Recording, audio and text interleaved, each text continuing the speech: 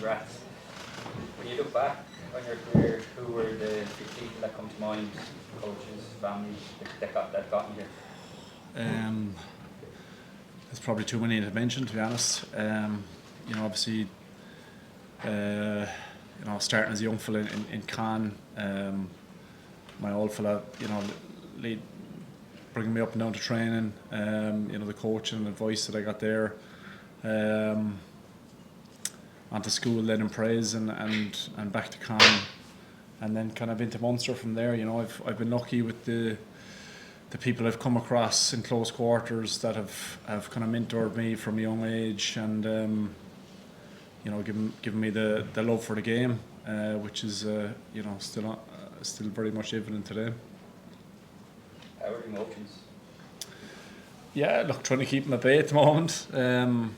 Most important thing is Saturday for me. It's obviously a special occasion for me and my family, but it's the most important thing is the match and the performance on Saturday. So that's absolutely the focus at the moment. Sure. Peter, congratulations. Is there a part of you that maybe thinking back to post 2015 World Cup that's even a little bit surprised you got 200 caps? I'm still kind of surprised, no matter what year it would have been. As I think Pete said, there's 10 people of all the people who've made a cap for Ireland have got 100 of them, and it's almost a little bit embarrassing with the names that are ahead of me, to be honest. People I grew up following and supporting, hugely inspirational characters, and to be the 10th, I don't know, it's going to take some time to settle in. Certainly nothing I ever expected or dreamed of. We all talk about having dreams, but that one was way off the radar, to be honest. Is there also a part of you that doesn't want too much fuss made of it? Oh, I would love to be inside there now, having a cup of tea with the lads. This would be the last place I'd sit in front of, to be honest. But look, obviously, I've got some texts already. I'm hugely grateful for for everyone's best wishes and that. But I want to win for the lads at the weekend. That's the main thing. You're welcome. Shane Denmark. Peter, have you done anything differently as you've got older? Is there any major change you've made to how you prep or how you train, or anything you can tell us? Yeah, look, I've spoken to a few, I suppose, guys who've either finished or at the elder stages of their careers, and you can't do as much as the young guys do these days. Some of the extras you'd see guys doing afterwards and pre-training. I just can't physically do them, and so I need to use the sessions as diligently as I can to get as much fitness, ball play, whatever I need to do. I need to get that in session really, because obviously I'm pushing on a bit. So it's changing those little few dynamics, stuff in the gym that I need to change. That a few years ago I would have been flying, but you just need to manage the body a bit more, and the main thing for me is the Saturday. It's about getting yourself prepared and ready for test matches on the weekend. So there's certainly adjustments that have to be made, and I've had some good guys who have looked after me through the years, S&C wise, and obviously coaches, and as I said, people who take care of me. Congrats, Peter. A lot of people have said you're playing the best rugby of your career at the moment. I don't know if you think about it that way, but what do you think it is about this environment setup that's getting the best out of you? I think it's the players predominantly. I think players and coaches. The standard of training that we're at during the week, I'm sure Josh would agree, is of a level that you can't but learn and get better. And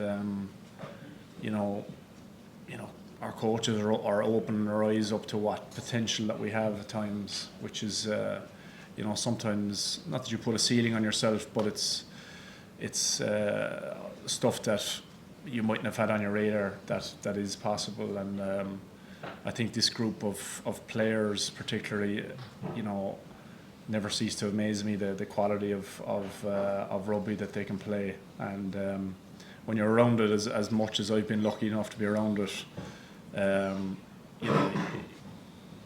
you know, without doing much, you're picking up stuff, and you know, we're about doing a lot, so it's easy to pick up some good tips. Yeah, congratulations on your milestone. You've achieved so much in your career, but Ireland haven't done it in the World Cup previously. I just wonder how much of an opportunity you view this campaign as. Yeah, look, it's our be all and end all. You know, I'm not going to say that lightly, and it's the same for every team in this competition. You know, every team that makes this competition is in this country to win it, and we're no different. And certainly, you know, I've spoken about it already. People talking about us, you know, not being able to get past certain hurdles. You know, this is the biggest hurdle of our tournament so far, and that's the way we're considering. You know, it's been an incredible build up and lead in, and we've had some good performances, but you know, we're considering Scotland as you know, the team they are, an incredible threat to our campaign and our journey, which we want to kick on. No danger of looking beyond this game. No, there's never a danger of that. Yeah. Hi Peter, congratulations. Just to follow up on the earlier question, does it take time to kind of accept that you can't do what the younger lads are doing because maybe the natural instinct is to try and match them or do more to get in ahead of them? I suppose initially there is a bit of it, but you know yourself, it's not about obviously training is hugely important, and you know, our standards are through the roof, but you know, it's about if I can be physically able to play the weekend and be in the best possible nick, then you know, I'm normally in a good place. Whereas if I'm going chasing stuff down that you know, a lot of times you know, you've tendencies in bigger weeks to do more because it's a big week and we've got to get through more, and it's something we've learned over time, particularly with this group. Probably less is more at times, you know, to keep the juice in the legs, and I suppose that's an analogy that I've used a little bit more as I got a bit older. Murray? Josh, sorry, really want to put you on the spot, but what have you learned from Peter over the years, and how much does it add a little bit extra ahead of what is a big match anyway? Yeah, it's unbelievable to be able to play with someone like Pete. I looked up to him a huge amount when I was kind of growing up, and makes you sound very old growing up, but when I was in the academy and that kind of thing, and trying to get in and play with Leinster, and Pete was probably the last person you wanted to come up against. He drives incredible standards, and he's such a leader, and plays with such passion. Always comes up with really big moments, so he's always the last person you want to see on the pitch opposite you. And then getting to play with him then with Ireland, he brings such leadership, and always turns up when he needs to, and I think as well as that, he's a great bloke as well. He's a great man to have around the changing room, and yeah, he just adds so much to the group, and I think there's not a single person in the squad who wouldn't be absolutely thrilled to see him getting his 100 caps and hopefully celebrating it with a win. Just wondering, you've seen a lot of long-standing teammates reach this milestone, you've stood alongside them, Johnny, Connor, Pete, in recent months. Have you learned anything about what they do on the day? Because Pete was saying how once he was hoping it'd be all over, so he could relax again perhaps. Have you thought about how you're going to react on the day? I'm just trying to prepare as another test match for me, you know. Hopefully get all this stuff out of the way as early as possible, and you know, it's certainly going to have a sit down and think the odd time I'm sitting on my own having a coffee and have a quick think about it. But you know, as I said, you know, there's going to be. I'm hoping there's going to be bigger moments in my career than this one, you know what I mean, and hopefully in the near future. So, what my firm focus will be on Saturday and my performance in the game. Thanks. Last couple of questions, Peter. Josh, Have you been practicing your line-out throwing, and more seriously, when you look back to that performance in Murrayfield, was the problem solving that you did on that day, was that an important staging post in the development of the team, do you think? The line-out throwing, I always kind of mess around practicing. We do the odd bit here and there, just preparing for scenarios like that, I guess. It wouldn't be every training kind of thing, but I suppose the odd week might throw a couple. But yeah, I mean it's a testament to the group that we've had looking back over the last 3-4 years, we've had loads of situations where we've ended up in pretty difficult situations, and we've managed to have a few people playing out of position, or maybe a man down, or whatever happens. That we've had a lot of adversity, people dropping out late, getting injured in warm-ups, that kind of thing, and the group's always managed to stay calm and not to panic and still come up with performances. So I think it's probably a testament to the preparation of the group, and I think a lot of it comes down to as well the work of Gary Keegan as a sports psychologist as well.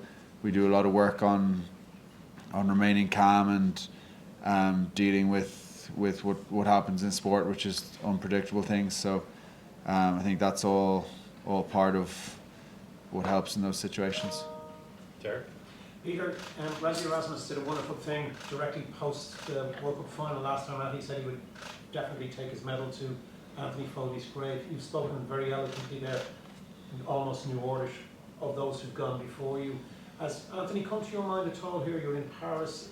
He was a long time teammate. It was a very traumatic time for the club. Has he come to your mind at all on this World Cup? Yeah, look, it was funny, myself and Johnny had a conversation about it. I think it was on the way to the South African game actually, about sometimes it is weird to be in Paris and think about Axel and what happened. It certainly has obviously an incredibly sad memory for particularly that Munster team that were in Paris that week, and Johnny spoke about some. I'm not going to go into it now, but he made a couple of lovely gestures to the family afterwards. But it's Axel's always somebody that certainly is in my head, on a very regular basis, and as you said, when you come to Paris, it certainly he'd certainly come to mind of the fondest memories that we had together, and the amount of inspiration that he gave to not just me, to lots of young kids in Munster and Ireland. As I said, very fond memories.